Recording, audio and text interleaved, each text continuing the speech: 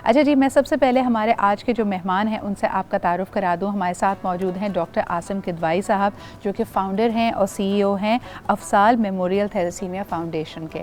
Thalassaemia is one disease which is very close to my heart, और इसमें आप देखेंगे कि हम वक्तन फ़वक्तन इस पर बात करते रहते हैं, क्योंकि ये एक ऐसा मर्ज़ है जिसमें ज़ाहिर सी बात है पूरी ज़िंदगी के लिए आप अपने बच्चे या अपने प्यारे के लिए बहुत ज़्यादा मोहतात हो जाते हैं, आपको बहुत ज़्यादा वसाइल की ज़रूरत होती है, लेकिन ये अवॉइडेबल है। अगर आप चाहें तो शादी से पहले जो दो फरीक़ें आपस में शादी कर रहे हैं उनका अगर थैलेसीमिया टेस्ट करा लिया जाए तो आप बहुत सारी मुमकिन इस तरह की प्रॉब्लम्स को रोक सकते हैं, और इसमें साइंस, जदीद साइंस आपकी मदद कर रही है। All you need to do is be a little vigilant. तो हमारे साथ मौजूद होंगे डॉक्टर आसिम किदवाई साहब, जिनसे बात करेंगे इनके अदारे के हवाले से भी और इस मर्ज़ के हवाले से भी। बहुत शुक्रिया आसिम साहब वक्त निकालने के लिए।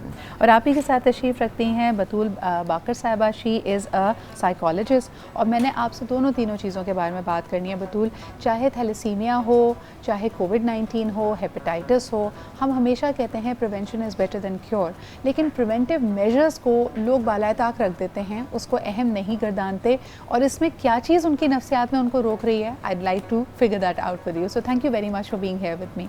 जिस तरह के मैंने आपको AMTF हेल्पिंग के हवाले से बताया था, he is a founder and the CEO of it. ये पाकिस्तान का पहला ऐसा इदारा है जो थैलेसीमिया के लिए फुली इक्विप्ड है, और तमाम स्पेशलिटीज़ एक छत के अंडर वन रूफ आपको फ्री ऑफ कॉस्ट मिल सकती हैं।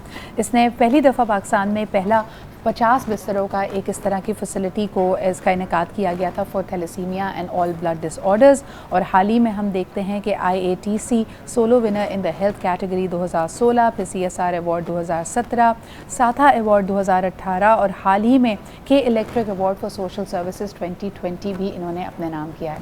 बहुत बहुत शुक्रिया डॉक्टर साहब हमारे साथ मौजूद होने के लिए। सबसे पहले आपसे जानना चाहूँगी कि जहाँ हम देख रहे थे कि यूजुअली जो हॉस्पिटल्स हैं, जो OPDs हैं, उन पे बड़ा बुरा इम्पैक्ट पड़ा है कोविड का, और कई जगह पे डिसकंटिन्यू कर दिया गया। आपके इदारे ने क्या SOPs अपनाई keeping the pandemic in mind?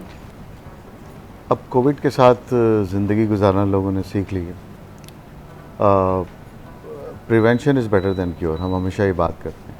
Crossing on the red signal और ग्रीन सिग्नल, ये हम सबको पता है, मगर हम फिर भी रेड सिग्नल पे क्रॉस करते हैं। बिल्कुल, ये एक मेंटल हमारा एक अप्रोच है, और जो हम ट्रैफिक में भी करते हैं तो वही काम हम अभी भी कर रहे हैं। हम थोड़े से कैजुअल भी हुए हैं, और फिर जब किसी को हम देखते हैं सामने कि ऐसा हो रहा है तो फिर परेशान होते हैं।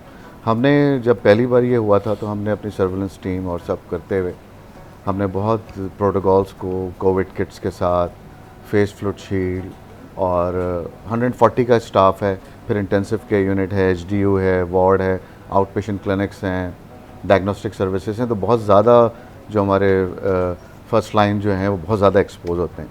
तो उस दौरान हमने ये किया था कि जिनकी जो एक्सपोज नहीं हुए हैं तो उनके लिए ऐसे कोई स्ट्रेटजी बनाई थी। जो एक्सपोज हो गए हैं और उनकी एंटीबॉडीज़ डेवलप हो गई हैं तो उनको फ्रंट लाइन पे करके इम्यूनाइज हो गए। So doctor Asim, if I understand correctly, जो आपका अपना पैरामेडिक स्टाफ है, डॉक्टर्स एंड नर्सेज हैं, यू मेड श्योर कि दे आर वैक्सीनेटेड, उनके पास प्रॉपर PPEs मौजूद हैं।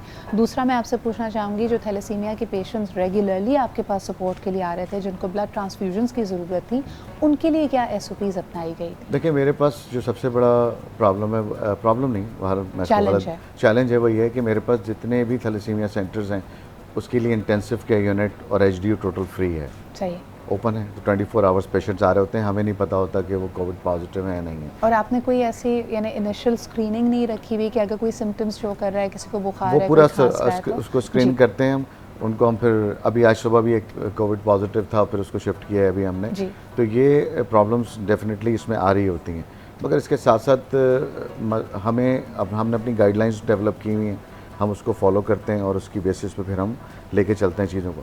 सबसे बड़ा जो इशू आ रहा है, ये आ रहा है कि पेशेंट की जो हिस्ट्री होती है और डिटेल्स होती है वो उनको सही बताना होती है।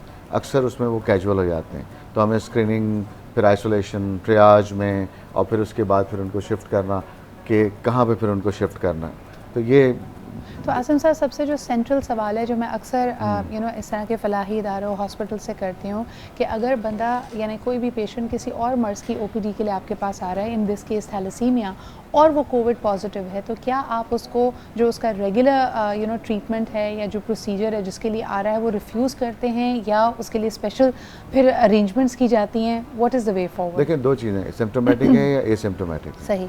अच्छा, अगर कोविड पॉजिटिव है और एसिम्टोमेटिक, ज़ाहिर बात है फिर वो घर पे अगर सिम्टोमेटिक हो गया है और हमारे पास पहुंच के हमें पता लगता है तो उसको पहले तो आइसोलेट करेंगे और फिर कोविड हॉस्पिटल जो भी हमारे पास अभी भी मैंने सिविल में पता किया वहाँ पे भी स्पेस थी और जगह पे थी, फिर उनको वहाँ शिफ्ट करते हैं, क्योंकि इस वक्त जो स्पेशलाइज केयर है इसकी कोविड की, वहीं पे ही बेहतर इलाज हो सकता है। बिल्कुल बिल्कुल। तो ये चीज़ें मेरे ख्याल में आपके तवज्जुह से लोगों को यही कहना चाहेंगे कि जो आपकी हिस्ट्री है, मेडिकल हिस्ट्री है, उसको सही बताएं, इस मर्ज़ को छुपाएं नहीं। खुदा ना खासा इसमें कोई स्टिग्मा नहीं है। अभी इस वक्त पूरी दुनिया में देखा जाए हज़ारों लाखों लोग इन्फेक्ट हो रहे हैं। अल्लाह ताला आपको भी सेहतयाबी दे, लेकिन ये बहुत ज़रूरी है कि ज़िम्मेदारी का मुजाहरा किया जाए। मैंने फिर आपसे कहना कि crossing on the red signal और ग्रीन, हमें ये समझना पड़ेगा कि इसकी बेहतरीन इलाज ये है कि अपने आप को प्रोटेक्टेड रखें। एब्सोल्युटली। अच्छा बतूल, इसमें जब बहुत सिंपल, इसमें तो प्रिवेंशन की और एसओपीज़ की बात की जा रही है और बेसिक हाइजीन तो है ही अपनी जगह के, हाथों को बार बार धोइए, मास्क लगाइए, क्यों आपको लगता है कि रवैया अचानक से बहुत रिलैक्स्ड हो गया है जबकि नंबर्स ऊपर जा रहे हैं, जबकि हमारे पड़ोसी मुल्क में जो सूरत हाल है वो हमारे सामने है? देखें, दो तरह के लोग हैं, दो एक्सट्रीम्स पे हैं। एक तरफ लिटरली क्लाइंट्स आ रहे हैं जो इतने परेशान हैं कि वो बाहर भी नहीं निकल रहे, and it has been months that they are just staying indoors. और दूसरी तरफ लोग ईद की शॉपिंग कर रहे हैं एज इफ कुछ हो ही नहीं रहा। सो दो एक्सट्रीम्स हैं। तो जो प्रॉब्लम है वो ये है कि डिनायल अभी तक चल रहा है, लोग एक्सेप्ट ही नहीं कर पा रहे, जो इंटेंसिटी है, जो सिवेरिटी है चीज़ों की, अभी तक लोग डिनायल में चल रहे हैं। सही। सो इसमें एक बात आती है ज़िम्मेदार होने की, वो ये तो है कि वो लोग कह रहे हैं हम अपने आप को प्रिवेंट कर रहे हैं और हम अपना काम मतलब उसके हिसाब से एडजस्ट कर रहे हैं, लाइक अपनी रोज़मर्रा के काम भी कर रहे हैं और इससे डर नहीं रहे।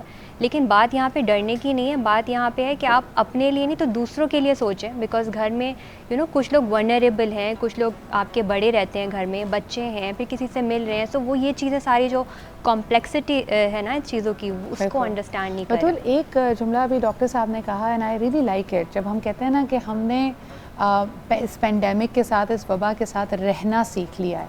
रहना सीख लेने का मतलब है कि हम ढीठ हो गए, हम बेहिस हो गए, हमने रवैयों में कोई तब्दीली नहीं की, जो एसओपीज़ आपको बताया जा रहे हैं वो नहीं आपने अपनाए, हमने उनको भी पसे-पोश डाल के हमने कहा कोई फ़र्क नहीं पड़ता, we will just carry on with our life, जिसने चले जाना है वो चला जाएगा, जिसको अल्लाह ने ज़िंदगी देनी है।